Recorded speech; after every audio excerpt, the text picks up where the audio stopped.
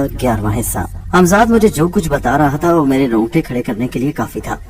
कहने लगा, आका दुनिया में कैसे कैसे लोग छुपे हैं जो क्या क्या कारनामे सरंजाम देते हैं। वो मुझे नवाज सिद्दीकी के बारे में बता रहा था। नवाज सिद्दीकी ज़ोहरा का सगा बाप नहीं है। दरअसल नवाज सिद्दीकी और इसके भाई नरोज खान की अपने बाप की तरफ से इन्हें जायदाद मिली थी जिसके ये दोनों वारिस थे, और इनकी तीसरी बहन सुल्ताना सिद्दीकी। इस मकान के अलावा इन दोनों भाइयों की एक जायदाद है जो अब कारोबारी हल्के में आ चुकी है और जिससे ये दोनों भाई फायदा उठा सकते थे। नवाज का भाई नरोज सिद्दीकी बहुत मेहनती इंसान था और बाप के कारोबार में बेहद मददगार साबित होता, जबकि ये नवाज सिद्दीकी शुरू से ही बुरे दोस्तों की सोबत में रहता। शराब पीना, अयाशी और जुआ खेलना इसके महबूब मशगले थे। इसका बाप और इसका भाई नरोज इसे बार बार समझाते मगर वो मानता ही नहीं था। वालिद की वफात के बाद घर की सारी जिम्मेदारी नरोज सिद्दीकी पर आ गई, जो नवाज का छोटा भाई है। नवाज को जुए की लत पड़ चुकी थी जिसकी वजह से वो अक्सर भाई से अपने हिस्से की रकम मांगता रहता, जिसकी वजह से उसका भाई से हमेशा झगड़ा रहता। इनकी बहन सुल्ताना की शादी इनके वालिद ने अपनी जिंदगी में ही कर दी थी। दरअसल ये लड़की ज़ोहरा इनकी बहन सुल्ताना की हकीकी बेटी है। सुल्ताना के खामन को एक मोजी मर्ज सरतान लाग था जिसकी तशखीस उस वक्त हुई जिस वक्त ज़ोहरा महज 5 साल की थी। उसका उन्हें इल्म हुआ उस वक्त बहुत देर हो चुकी थी और सुल्ताना का खामन वफात पा गया। सुल्ताना अपने खामन की वफात से बीमार पड़ गई और उसकी हालत इतनी खराब हो गई कि उसका इलाज भी मुमकिन न रहा। इन हालात को देखते हुए इन दोनों भाइयों ने फैसला किया कि उसकी बेटी ज़ोहरा को अपने पास ले आएं और उसकी कफालत करें। इस तरह ज़ोहरा इनके पास आ गई। मगर इनकी बहन सुल्ताना न बच सकी। अपने खामन की मौत का उसने ऐसा असर लिया कि वो भी मौत के गले जा लगी। इस तरह वो दोनों मियाँ बीवी वफात पा गए। उनकी बेटी ज़ोहरा नवाज के पास आ गई।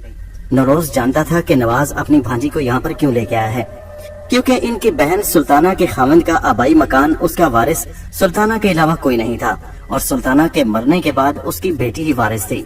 तो अगर ज़ोहरा नवाज की कफालत में आ गई तो मकान नवाज के पास चला गया।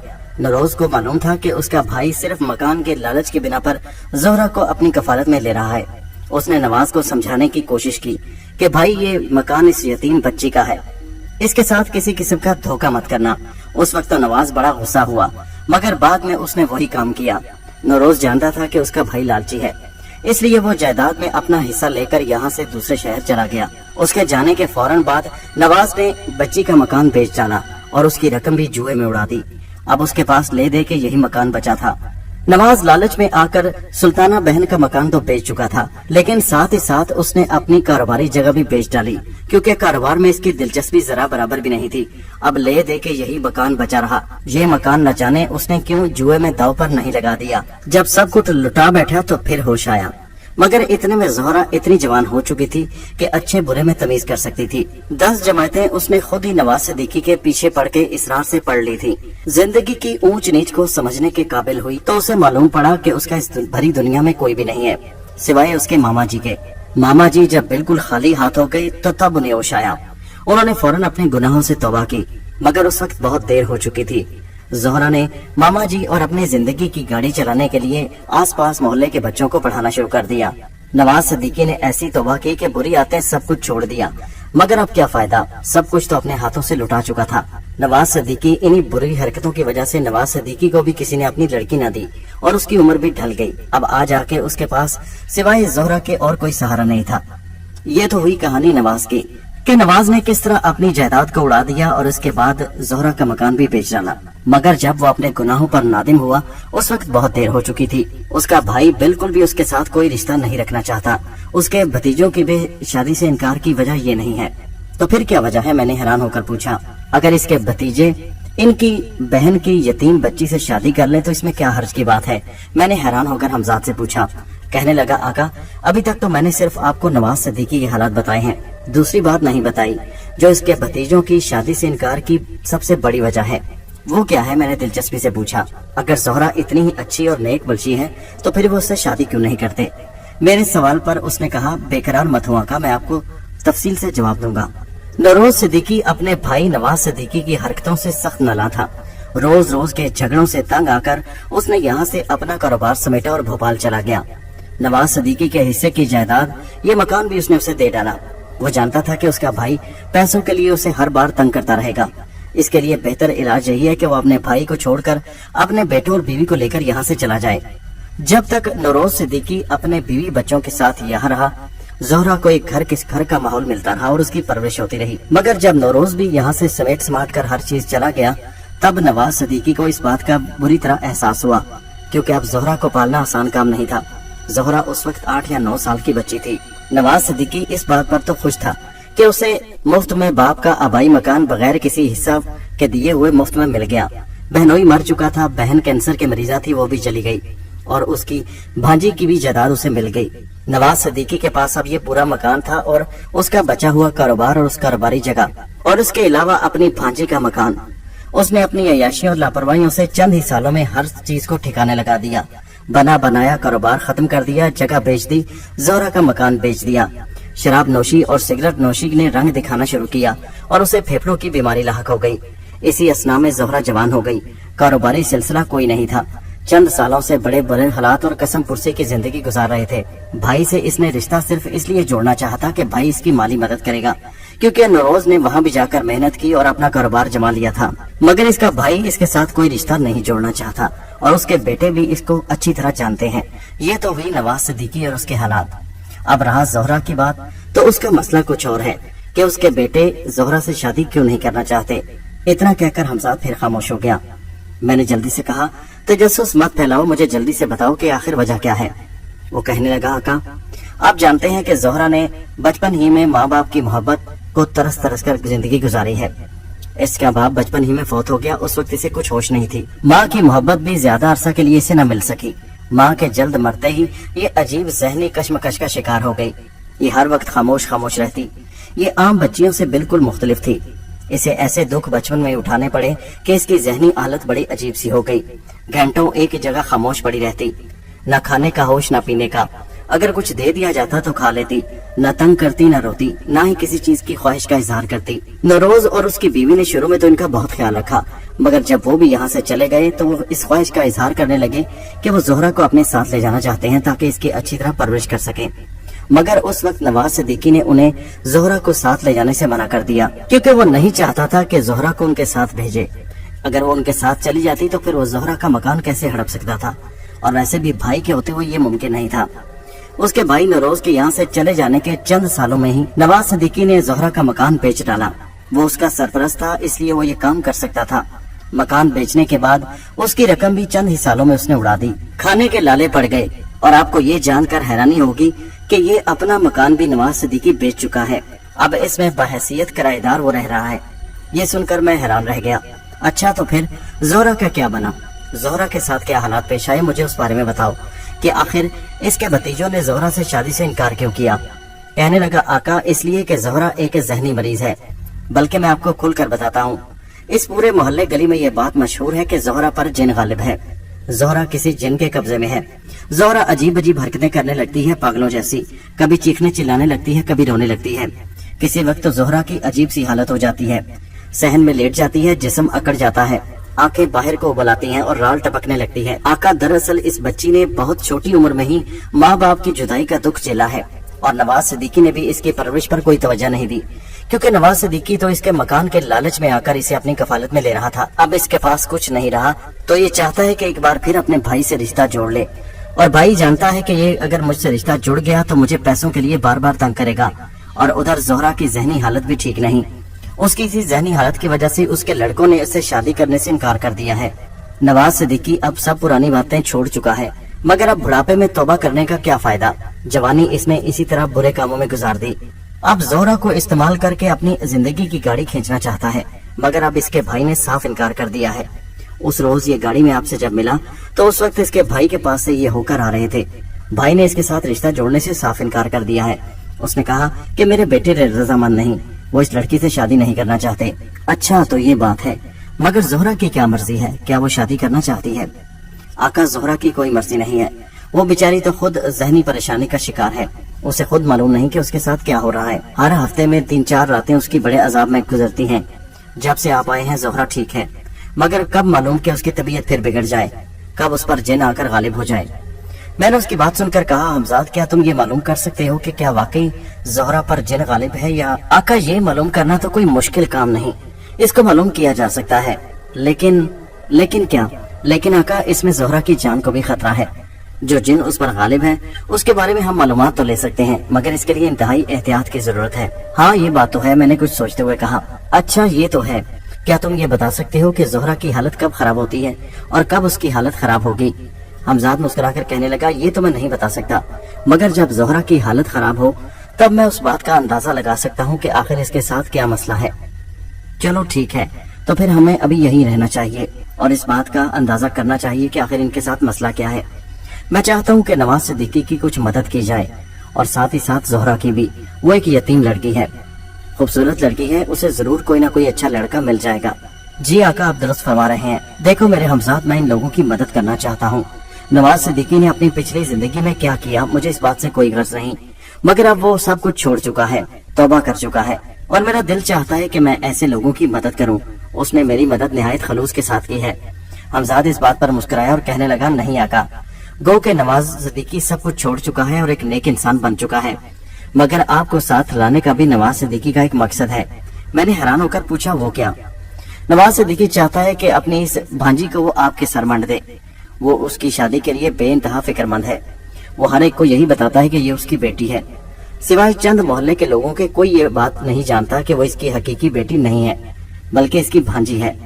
आपको घर लाने का मकसद यही था कि आपको इस पराये शहर में रिहाइश का लालच देकर वो आपको अपने साथ रखेगा और फिर हो सकता है कि वो ज़ोहरा की जिम्मेदारी से सुबकदोश हो जाए। अगर आप यहाँ पर महीना भी टिके रहेंगे तो वो आपकी खिदमत करने से नहीं चूकेंगे। मगर हमजाद, ये कैसे हो सकता है? मैं तो उन्हें बता चुका हूँ कि मैं एक बेरोजगार नौजवान हूँ, मेरी आइंदा जिंदगी का कोई पता नहीं, ना ही मेरी कोई कमाई है और ना कुछ। ये तो मैं जानता हूँ कि तुम मेरे काबू में हो और तुम जो मैं चाहूँ मुझे ला कर दे सकते हो। एक भला भूखे नंगे गरीब इंसान को वो कैसे बेटी का हाथ देंगे? हमजाद कहने लगा, आपकी बात सब कुछ दुरुस्त है, मगर आज न सही कल तो आपको नौकरी मिल ही सकती है। अच्छा चलो, जो भी होगा देखा जाएगा। मैं बहरहाल ये घर छोड़ने से पहले इनकी मदद जरूर करूंगा। अब तुम जाओ, जब मुझे जरूरत होगी तो मैं तुम्हें बुला लूंगा। बहरहाल मुझे ज़ोहरा पर कड़ी नजर रखना होगी कि आखिर उसके साथ क्या मुसीबत पेश आती है। जी आका, ये कहकर वो गायब हो गया और मैं सोचने लगा कि नवाज सिद्दीकी ने शायद अपनी जिंदगी में जो गुनाह किए हैं उनका कफारा अब ज़ोहरा को अदा करना पड़ रहा है। हमजाद की ज्यादातर बातें दुरुस्त थीं। इसका अंदाजा मुझे उसी रात को हो गया था। उस रात वो बुजुर्ग काफी देर मेरे पास बैठे गप्पे हाँकते रहे। सादा सा खाना मगर निहायत लजीज बना हुआ था। ज़ोहरा घरदारी के मामलात में बहुत माहिर थी, इस बात में कोई शक नहीं था। मैं दिल ही दिल में अशश कर उठा। खाने और नमाज से फरागत के बाद मैं नवाज सिद्दीकी साहब के साथ सहन में चहलकदमी करता रहा। इस दौरान ज़ोहरा कमरे में मौजूद थी। उन्होंने मुझे बातों ही बातों में बताया कि ज़ोहरा की वालदा का बचपन में इंतकाल हो गया था। बीवी के मरने के बाद ज़ोहरा की ज़हनी हालत बड़ी अजीब सी हो गई थी। बिन माँ की बच्ची है, मैंने ही इसे माँ का प्यार भी दिया है। नवाज सिद्दीकी साहब की आंखों में आंसू थे। मैं हैरानी से उन्हें देखने लगा। वो ये तो झूठ बोल रहे थे कि उनकी बीवी ही उनकी माँ थी, हालांकि नवाज सिद्दीकी की कोई बीवी नहीं थी। मैं कहने लगा, ये कब की बात है जब इसकी माँ का इंतकाल हुआ? कहने लगे, ये बहुत छोटी थी, 7 या 8 साल की होगी। ओह अच्छा, तो तब से आपने इसे माँ बाप का प्यार दिया और पाला पोसा है। हाँ, मैंने इसकी परवरिश में कोई कसर नहीं उठा रखी। मैंने 10 जमातें भी इसे पढ़ा रखी हैं। माशाल्लाह निहायत सुलझी हुई लड़की है। मगर ये कहकर नवाज सिद्दीकी साहब अफसरदा हो गए। मगर क्या सिद्दीकी साहब, जरा खुलकर बताइए। ये अपनी माँ की कमी को बहुत महसूस करती है। माँ के वफात के बाद से इसकी जहनी हालत बड़ी अजीब सी हो जाती है। खामोश खामोश रहती है, ज्यादा बातें नहीं करती। हालांकि मैंने इसे कई बार कहा है कि ज़ोहरा बेटी खुश रहा करो। बुजुर्गवार, अल्लाह ताला इसके हाल पर रहम करे, मेरी आपके लिए दुआ है। तुम्हारा बहुत शुक्रिया बेटा। बुजुर्गवार, मैं तो चाहता था कि आपसे आज रुखसत हो जाऊं ताकि अपनी नौकरी के हसूल के लिए उस आदमी से मुलाकात करूं जिसने मुझे शहर में बुलाया है। बुजुर्गवार अफसरदा लहजे में कहने लगे, मैं चाहता था कि तुम 2-4 रोज मेरे मेहमान रहो। तुम्हारे आने से जी बहल गया है। हम 2 ही तो लोग हैं इस घर में। हम दोनों भी वही रोज रोज बातें करके थक चुके हैं। अब तो हमारे पास अल्फाज भी खत्म हो चुके हैं। उनकी बात सुनकर मेरा दिल दुख से भर गया। सिद्दीकी साहब, आप फिक्र मत कीजिए, मैं तो 4 रोज आपके पास रुकूंगा और फिर यहाँ से चला जाऊंगा। देखिए ना, मुझे भी नौकरी आखिर ढूंढनी है और जिस आदमी ने मुझे यहाँ बुलाया है उसके पास जाना है। हाँ ठीक है, सिद्दीकी साहब ने रोंदे हुए लहजे में कहा। ज़ोहरा की हालत कितनी खराब थी उसका अंदाजा मुझे उसी रात को हो गया था। वो रात ज़ोहरा पर बड़ी भारी गुजरी। मैं अपने कमरे में सोने की तैयारी कर रहा था कि अचानक रात के वक्त हल्की हल्की चीखों की आवाज सुनाई दी, जो जाहिरी तौर पर साथ वाले कमरे से आ रही थी और ज़ोहरा के अलावा किसी की नहीं थी। मैं एकदम हड़बड़ा कर उठ बैठा और साथ वाले कमरे की तरफ दौड़ा। मेरी नजर सामने बिस्तर पर पड़ी। जोहरा हल्की हल्की घराहटें से चीखें मार रही थी। उसका जिस्म अकड़ा हुआ था। सदीकी साहब उसे कमर से सहारा दिए हुए पकड़े बैठे थे। निहायत घबराए हुए थे। मेरी तरफ देखकर कहने लगे, अरे तुम आ गए ज़ाहिर, जल्दी से पानी ले आओ। जोहरा की हालत सख्त खराब है। मैं फौरन रसोई की तरफ दौड़ा जहाँ पर घड़े में पानी मौजूद था। मैंने कटोरे में पानी भरा और फौरन वापस सदीकी साहब की तरफ दौड़ा और उनके हाथ में कटोरा थमा दिया। उन्होंने पानी का कटोरा लेकर जोहरा के लबों से लगा दिया, मगर वो पानी पीने से कतरा रही थी। सिद्दीकी साहब उसके गाल सहलाने लगे, बेटी होश कर पानी पी ले। मगर जोहरा में बिल्कुल हरकत नहीं थी। ऐसा लग रहा था जैसे वो बिल्कुल बेजान मुर्दा वजूद हो। बेजान मुर्दा वजूद की तरह सिद्दीकी साहब की बाहों में लटक रही थी और उसके मुंह से दर्द भरी घराहटें निकल रही थी। खुदा खैर करे। मैं फौरन आगे बढ़ा। मैंने देखा उसकी आंखें बिल्कुल ऊपर को उठी हुई थी। उसकी आंखों के पोटे बिल्कुल सफेद हो रहे थे। उसकी पुतलियां ऊपर को उठी हुई थी। बड़ी अजीब सी हालत थी। सिद्दीकी साहब अपने ऊपर जब्त न कर सके और रोने लगे। खुदा मेरी बेटी पर रहम कर, वो ऊंची आवाज में रोने लगे। मेरा दिल बुरी तरह धड़क रहा था। सिद्दीकी साहब सब्र कीजिए, हौसला करें, अल्लाह रहम करेगा। ऐसा मालूम हो रहा था जैसे अभी कुछ होने वाला हो। सिद्दीकी साहब के सामने हमजाद को तलब करना एक मुश्किल काम था। मैं फौरन बाहर सहन की तरफ भागा। एक तरफ जाके मैंने हमजाद को तलब किया। वो फौरन मेरे सामने हाजिर हो गया। हमजाद, जल्दी से देखो, जोहरा की तबीयत बहुत खराब हो रही है, खुदा के लिए मेरी मदद करो। हमजाद कहने लगा, आका मैं अभी देखता हूँ। मगर हमजाद, सिद्दीकी साहब के सामने हम बात कैसे करेंगे? वो तुम्हारी आवाज सुन सकेगा? नहीं आका, वो मेरी मर्जी के बगैर मेरी आवाज नहीं सुन सकता। आप फिक्र मत कीजिए। फिर हम दोनों जल्दी जल्दी कमरे की तरफ भागे। कमरे में पहुंचकर हमजाद ने बगौर जोहरा की तरफ देखा और फिर कहने लगा, आका इस वक्त जोहरा पर मिर्गी का शदीद दौरा पड़ा है, उम्मीद है चंद लम्हों में ठीक हो जाएगी। सिद्दीकी साहब बदस्तूर उसे हाथों में थामे हुए बैठे थे। अचानक जोहरा ने अपना सर ऊपर उठाया और मेरी तरफ देखने लगी और फिर साथ ही उसकी निगाहें हमजाद की तरफ फिर गईं। वो हमजाद को देख रही थी। यह देखकर मैं सकते में आ गया। मेरे अलावा तो हमजाद को कोई देख नहीं सकता था। ऐसा होना ही मुमकिन नहीं था। मगर जोहरा सामने खड़े हमजाद को ऐसे देख रही थी जैसे वो वाज़े तौर पर एक इंसान को देख रही हो और उसकी कराहटें भी कम होती जा रही थी। मैंने फौरी तौर पर हमजाद को वहां से जाने का इशारा किया। हमजाद मेरी बात सुनकर फौरन गायब हो गया। जोहरा की हालत ठीक होने लगी। फिर थोड़ी ही देर बाद वो चारपाई पर लेटी लंबे लंबे सांस ले रही थी। मैंने सिद्दीकी साहब को सहारा देकर उठाया और उन्हें सामने चारपाई पर बिठाते हुए खुद भी उनके साथ बैठ गया। सिद्दीकी साहब जरा हिम्मत कीजिए, जोहरा आप ठीक है। सिद्दीकी साहब की आंखों में आंसू थे। मैंने कहा, आखिर हुआ क्या, आप रोते क्यों हैं? सिद्दीकी साहब आंसू बहाते हुए बोले, मेरी गलतियों की सजाएं मेरे सामने आ रही हैं। मैंने कहा, कुछ बताइए तो सही, आखिर हुआ क्या है? वो अफसरदा लहजे में बोले, नहीं बेटा, आखिर आपने मुझे बेटा कहा है और कुछ बता भी नहीं रहे। वो कहने लगे, दरअसल जब से इसकी माँ इस दुनिया से गई है तब से इसकी जहनी हालत ठीक नहीं। ये सदमा तो अपनी जगह पर है, मगर आप भी हिम्मत कीजिए। अब आप ही को हिम्मत करना है। बेटी का सहारा है, आपने उसे संभालना है। मेरी बात सुनकर वो डुबडुबाई आंखों में आए आंसू साफ करते हुए बोले, बेटा तुम जाओ, आराम करो, खामखा तुम्हें तकलीफ दी। मैंने कहा, आप भी ठीक कहते हैं। आप हमारे बुजुर्ग हैं और आप कह रहे हैं कि हमें तकलीफ दी। अगर घर में कोई तकलीफ में होगा तो दूसरे को आराम कैसे आएगा? कहने लगा, हाँ बेटा बहुत शुक्रिया, तुम जाओ अब आराम करो। ठीक है, अब आप भी आराम कीजिए। मैं उठकर अपने कमरे में आ गया, मगर मेरा जहन मुसलसल सोचों में गुम था कि आखिर उनके साथ मसला क्या है। अभी मुझे लेटे हुए थोड़ी देर गुजरी थी कि अचानक मुझे ऐसा महसूस हुआ जैसे बाहर बरामदे में कोई चल रहा हो। मेरे जहन में अचानक ख्याल आया कि कहीं सिद्दीकी साहब न टहल रहे हों। बेचैन और परेशान तो वो थे ही। मैंने कहा, खिड़की के पास जाकर देखूं कि बरामदे में कौन है। मैं फिर चारपाई से उठा और खिड़की के पास गया, मगर मुझे सहन में कोई दिखाई न दिया। मैं कंधे उचकाकर फिर अपने बिस्तर पर आ गया और बैठ गया और सोचने लगा कि ऐसा क्या है, ये मुझे चलने फिरने की आवाजें क्यों आ रही हैं, या आखिर क्या इसरार है। मैं भी लेटने ही लगा था कि अचानक हमजाद नमदार हुआ और कहने लगा, आका आपके आराम में मुखल होने की माजरत चाहता हूँ। मैं बहुत हैरान हुआ। ऐसा बहुत कम होता था कि हमजाद मेरे बिन बुलाए आया करता। कहने लगा, आका खतरा आखिर वही है जिसका हमें अंदेशा था। मैं उसकी तरफ हैरानी से देखकर बोला, कैसा खतरा?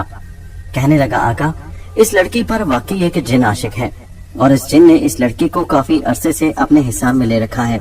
वो जिन नहीं चाहता कि इस लड़की की कहीं शादी हो। मैंने कहा, तुम्हें कैसे मालूम हुआ? कहने लगा, आका आपके पास से जाने के बाद मैं मुसलसल इसी मालूमात की कोशिश में मसरूफ था और मुझ पर यह इंकशाफ हुआ है कि ये लड़की एक जिन के इसार में है।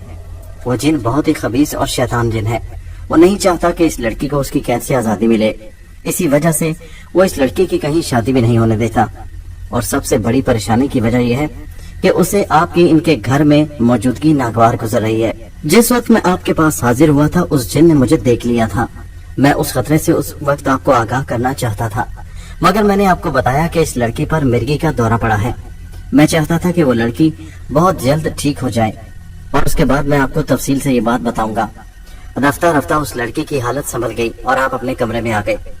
آقا، اس لڑکی کی جان خطرے میں ہے، وہ خبیث جن اسے کسی صورت نہیں چھوڑے گا، تو کیا تم اس سے مقابلہ نہیں کر سکتے؟ اس لڑکی کی جان اس جن سے نہیں چھڑا سکتے؟ وہ کہنے لگا، آقا میں کوشش کر سکتا ہوں، مگر لڑکی کی جان کو خطرہ ہے۔ آقا، میرے ہوتے ہوئے آپ کو نقصان نہیں پہنچا سکتا، میں پوری کوشش کروں گا کہ لڑکی کو اس کے عذاب سے نجات دلانے کی کوشش کروں۔ ٹھیک ہے، تم سچ کہہ رہے ہو، مگر ایک بات یہ ہے کہ میں زیادہ دن ان لوگوں کے گھر میں نہیں ٹھہر سکتا۔ میں چاہتا تھا کہ ان کی مالی مدد کر کے یہاں سے رخصت ہو جاؤں، مگر یہاں تو بات ہی الٹی نکلی ہے۔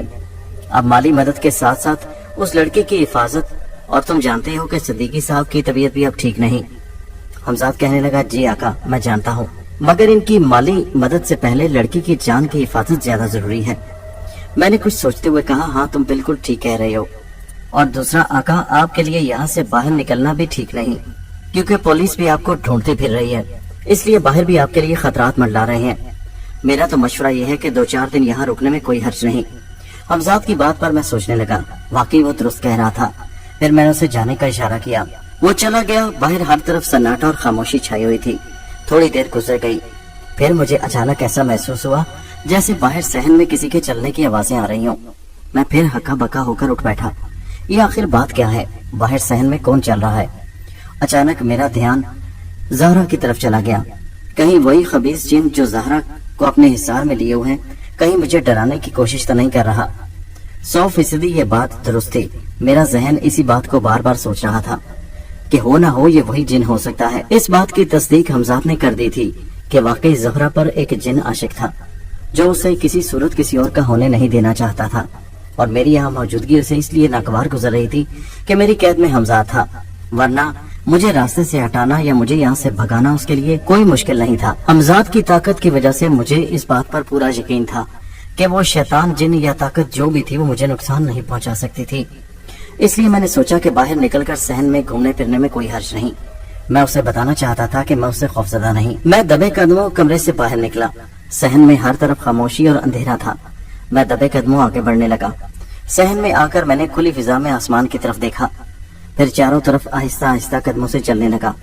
میں تھوڑی دیر صحن میں چکر لگاتا رہا۔ میرے دل میں کسی قسم کا خوف نہیں تھا، مجھے معلوم تھا کہ حمزاد میرے قریب ہی کہیں موجود ہوگا۔ اچانک میری نظر اس کمرے کی طرف پڑی جس کے دروازے سے میں باہر نکلا تھا، جس کمرے میں موجود تھا۔ دروازے کے باہر ایک سفید دودھیا لباس میں ایک حولہ مجھے دکھائی دیا، جسے دیکھ کر ایک لمحے کے لیے میرے پورے جسم میں خوف کی ایک لہر دوڑ گئی۔ وہ دھندلے سی پرچھائی میری طرف ہی دیکھ رہی تھی۔ اس کی آنکھیں اندھیرے میں گم تھیں، آنکھوں کی جگہ 2 سفید روشنی کی مانند بلب جیسی چیزیں روشن تھیں۔ ایسا محسوس ہوتا تھا جیسے وہ زمین پر کھڑا ہونے کے بجائے ہوا میں معلق ہو۔ وہ میری طرف ہی دیکھ رہا تھا۔ میں چند لمحوں کے لیے وہیں جم کر جیسے کھڑا ہو گیا۔ اچانک اس سفید پرچھائی کے منہ سے جیسی کڑکڑاتی اور کپکپاتی ہوئی آواز نکلی، اس گھر سے چلے جاؤ، اس لڑکی کو چھوڑ دو، اس لڑکی کو اگر تم نے نہ چھوڑا تو میں تمہیں نہیں چھوڑوں گا۔ اس کی آواز ایسی آ رہی تھی جیسے دور کسی کنویں سے بازگشت جیسی آواز سنائی دے رہی ہو۔ اس سے پہلے کہ میں کوئی جواب دیتا، اچانک حمزاد میرے سامنے نمودار ہو گیا۔ حمزاد کے نمودار ہوتے ہی وہ پرچھائی ایک دم اپنی جگہ سے غائب ہو گئی۔ حمزاد میری طرف دیکھتے ہوئے کہنے لگا، آقا آپ اپنے کمرے میں چلے جائیے، باہر گھومنا آپ کے لیے ٹھیک نہیں۔ حمزاد کا اتنا کہنا تھا کہ میں تیز تیز قدموں سے کمرے کی طرف چل پڑا۔ کمرے میں داخل ہوتے ہی میں نے دروازہ بند کیا اور بستر پر دراز ہو گیا۔ اتنا تو میں جان چکا تھا کہ وہ شیطانی روح یا جن وہ وہی تھا جو زہرا کے اوپر عاشق تھا، اور اسی نے مجھے دوسرے الفاظ میں خبردار کیا تھا کہ میں اس گھر کو چھوڑ کر چلا جاؤں یا زہرا کے معاملات میں ٹانگ اڑانے کی کوشش نہ کروں۔ ظاہر ہے اگر میں اس کے معاملات میں ٹانگ اڑاتا تو وہ میرے مقابلے پر آ جاتا۔ نہ جانے کس وقت کروٹیں بدلتے ہوئے مجھے نیند آ گئی، مگر سونے سے پہلے میں بار بار اسی پرچھائی کے بارے میں سوچ رہا تھا۔ صبح نماز کے وقت اٹھ کر نماز ادا کی۔ صدیقی صاحب بظاہر نارمل دکھائی دے رہے تھے، مگر رات والا واقعہ میرے ذہن میں پوری طرح اسی طرح موجود تھا۔ صبح ناشتے کے وقت زہرا بھی بالکل ایسے لگ رہی تھی جیسے کچھ ہوا ہی نہ ہو۔ صبح کے وقت میری نواز صاحب سے بات چیت ہوئی تو انہوں نے رات والی بات کا ذکر کرتے ہوئے کہا، رات کو میں بہت گھبرا گیا تھا، لیکن بیٹا ایسا پہلی بار نہیں ہوا۔ میرے ساتھ ایسا کئی بار ہو چکا ہے، مگر اب کچھ وقت سے تو لگتا ہے جیسے زہرا کی حالت خراب ہوتی جا رہی ہے۔ اب ذہنی کمزوری کے ساتھ ساتھ وہ جسمانی طور پر بھی متاثر ہو رہی ہے۔ تو بزرگوار، اس کا کیا حل ہے؟ کیا آپ نے کسی عامل سے بات کی؟ ہاں، کر چکا ہوں، مگر ابھی تک کوئی مثبت نتیجہ نہیں نکلا۔ ایک عامل نے تو یہاں تک کہا ہے کہ اس لڑکی کی شادی ہو جائے تو پھر اس کا حل نکل سکتا ہے، پھر شاید اس کی حالت سنبھل جائے۔ وہ میری طرف مینی خیز نظروں سے دیکھنے لگے۔ میں نظریں چرا کر بولا، بزرگوار، پھر آپ نے کوئی نہ کوئی تو دیکھا والا ہوگا۔ بزرگوار کہنے لگے، مجھ غریب کی بیٹی سے کون شادی کرے گا؟ ہر کوئی مالدار گھرانے کی لڑکی ڈھونڈتا ہے، اور ویسے بھی میرے بھائی نے انکار کر دیا تو دوسرے کسی سے کیا امید رکھوں؟ اب تو خدا ہی ہے جو میری مدد کرے۔ میں تو سمجھتا ہوں میرے پہلے کیے گئے گناہوں کی سزا مجھے مل رہی ہے۔ اتنا کہہ کر بزرگ زاروں زار رونے لگے۔ میں نے آگے بڑھ کر ان کے کندھے پر ہاتھ رکھا اور انہیں تسلی دیتے ہوئے کہنے لگا، حوصلہ رکھیے، اللہ سب بہتر کرے گا۔ وہ دن میں نے وہیں ویسے ہی بستر پر لیٹے لیٹے گزار دیا۔ اگلی رات پھر آزمائش کی رات تھی۔ رات کے وقت میں جو ہی سونے کے لیے لیٹا، میرے پاس حمزات ظاہر ہو گیا۔ میں نے کہا، تم بتائے بغیر؟ کہنے لگا، جی آقا، میں آپ سے کہنے والا تھا کہ آج آپ کسی صورت صحن میں مت نکلیے گا۔ مگر کیوں؟ آقا اب ان کی مدد کرنا چاہتے ہیں، لیکن مدد کرنے کا مطلب یہ نہیں کہ ہم اپنی جان کو خطرے میں ڈال دیں۔ آپ کی جان کو خطرہ ہے یہاں پر۔ وہ شیطانی جن جو زہرا پر حاوی ہے، وہ آپ کو کسی وقت بھی نقصان پہنچا سکتا ہے۔ بس میں یہی آپ کو بتانا چاہتا تھا۔ ہاں ٹھیک ہے، تم جاؤ، میں احتیاط کروں گا۔ حمزات میرے کہتے ہی رخصت ہو گیا۔ میں سونے کی تیاری کرنے لگا۔ حمزات کی باتیں بار بار میرے ذہن میں گردش کر رہی تھی۔ آخر حمزات مجھے بار بار اس آفت سے بچنے کی تلقین کیوں کر رہا تھا؟ یہ سوال میرے دماغ میں بار بار اٹھ رہا تھا۔ میں آنکھیں موندے سونے کی ناکام کوشش کرنے لگا۔ آج تو لگتا تھا جیسے نیند مجھ سے روٹ گئی ہو۔ کافی دیر گزر گئی اور مجھے نیند نہیں آ رہی تھی۔ مجھے ایسا محسوس ہو رہا تھا جیسے باہر ہوائیں تیز چل رہی ہیں اور ہواؤں کے چلنے سے ایک خوفناک شور پیدا ہو رہا ہے۔ ماحول میں ایک عجیب سا خوفناک تاثر پیدا ہو رہا تھا۔ تھوڑی ہی دیر بعد باہر جھکڑ چلنے کی آوازیں آنے لگی۔ ایسا لگ رہا تھا جیسے آندھی اور طوفان آ رہا ہے، اور پھر ساتھ ہی بجلی کی کڑک محسوس ہوئی۔ میں ایک دم بستر پر اور سمٹ کر رہ گیا۔ تیز آندھی کے ساتھ ہلکا ہلکا بوندا باندی کا شور محسوس ہونے لگا۔ میرے دل میں اچانک خیال آیا کہ ابھی تو موسم بالکل صاف تھا، تھوڑی ہی دیر میں اچانک، یا ہو سکتا ہے اچانک آندھی آ گئی ہو۔ یہ سوچ کر میں نے اپنے آپ کو یقین دلانے کی کوشش کی۔ ایک بار بجلی کی ایسی چمک پیدا ہوئی کہ اچانک میری نظر کھڑکی میں پڑی اور اس کے ساتھ ہی زور سے بادل گڑگڑائے، اور جب میری نظر کھڑکی میں پڑی تو میں یہ دیکھ کر خوف سے سرد ہو کر رہ گیا کہ کھڑکی میں ایک سایہ کھڑا تھا۔ تیز چمک کی روشنی میں وہ کالا سایہ مجھے کھڑکی کی دوسری طرف کھڑا ہوا دکھائی دیا۔ خوف سے میرے رونگٹے کھڑے ہو گئے۔ میرے کانوں میں حمزات کی دی ہوئی نصیحت گردش کرنے لگی، آقا کمرے سے کسی صورت باہر قدم مت نکالیے گا۔ اچانک آندھی اور اس بادلوں کی گڑگڑاہٹ کے ساتھ میرے کانوں میں زہرا کی ایک خوفناک اور زوردار چیخ کانوں میں پڑی، جسے سن کر میں ایک لمحے کے لیے ہل کر رہ گیا۔ زہرا اس قدر خوفناک انداز میں چیخی تھی کہ ایسے لگ رہا تھا جیسے کوئی اس کا گلا گھونٹ رہا ہو۔ میں بستر پر ایک دم تڑپ کر رہ گیا۔ میں فوراً بستر سے اٹھ کھڑا ہوا۔ میں ایک دم اٹھا اور میرا رخ کمرے سے باہر کی طرف تھا۔ میں جو ہی بیرونی دروازے کے قریب پہنچا، ایک دم ٹھٹک کر رک گیا۔ میرے کانوں میں پھر حمزات کے وہی الفاظ گونجنے لگے، آقا کمرے سے کسی صورت مت نکلیے گا، چاہے جو کچھ بھی ہو جائے۔ اب زہرا کی لگاتار چیخیں سنائی دے رہی تھی، کان پھاڑ دینے والی چیخیں۔ ایسا لگ رہا تھا جیسے وہ درد سے کراہ رہی ہو، وہ سخت مشکل میں ہو، عذاب میں اور تکلیف میں مبتلا ہو۔ کوئی اس کا گلا دبا رہا ہو، کوئی اس پر چھری چلا رہا ہو۔ چمکتی بجلی، خاموش صحن اور گڑگڑاتے ہوئے بادل، اور اوپر سے زہرا کی چیخیں۔ عجیب خوفناک منظر بن چکا تھا۔ میں چند لمحے سوچتا رہا، پھر میں نے حمزات کی نصیحت کو پسے پش ڈال دیا۔ چاہے جو کچھ بھی ہو، زہرا کو اس وقت میری مدد کی ضرورت تھی۔ مجھے اتنا یقین تھا کہ میری جان کو کوئی خطرہ نہیں، حمزات پر وقت میری مدد کے لیے آ جائے گا، لیکن اگر زہرا کو کچھ ہو گیا تو میں اپنے آپ کو معاف نہیں کر سکوں گا۔ یہ سوچتے ہی میں دروازے کی طرف دوڑا اور کمرے سے باہر نکلتا چلا گیا۔ میں فوراً اس کمرے میں داخل ہوا جہاں زہرا اور مولانا ساتھ تھے، مگر اندر کا منظر دیکھ کر میں وہیں ٹھٹک کر رک گیا۔ ملگجے سے اندھیرے میں نے دیکھا کہ زہرا فرش پر اکڑوں لیٹی ہوئی تھی۔ اس کے بال بکھرے ہوئے تھے اور وہ سخت تکلیف میں مبتلا تھی۔ مولانا صاحب اس پر جھکے ہوئے تھے۔ میں فوراً اسے سہارا دینے کے لیے آگے بڑھا، مگر جو ہی آگے بڑھا مجھے زوردار جھٹکا لگا اور میں پیچھے کی طرف اچھل کر جا گرا۔ نیچے گرنے سے میرا سر بری طرح دیوار سے ٹکرایا۔ میں فرش پر گر پڑا، پھر چکراتے ہوئے سر کے ساتھ اٹھنے کی ناکام کوشش کی۔ میرے کانوں میں مولانا صاحب کے اونچے اونچے دھاڑنے کی آوازیں آنے لگی، خدا کے لیے میری بیٹی کو بچا لو، وہ اسے مار ڈالے گا، وہ خبیث اسے مار ڈالے گا، خدا کے لیے اس کو بچا لو، اس کی جان نکل رہی ہے۔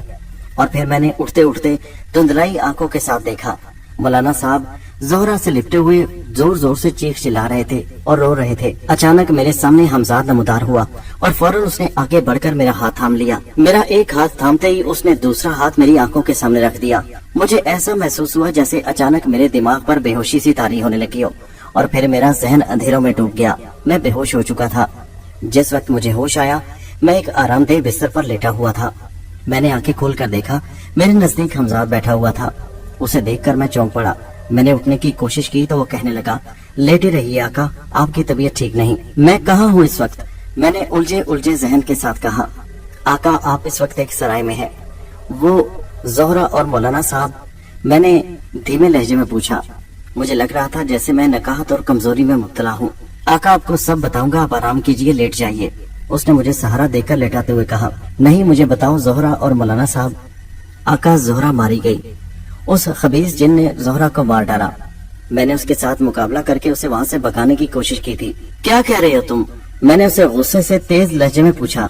मैं सच कह रहा हूँ आका, मैं बहुत शर्मिंदा हूँ। मैं माफी चाहता हूँ, मैं आपको असल हकाइक से आगाह न कर सका।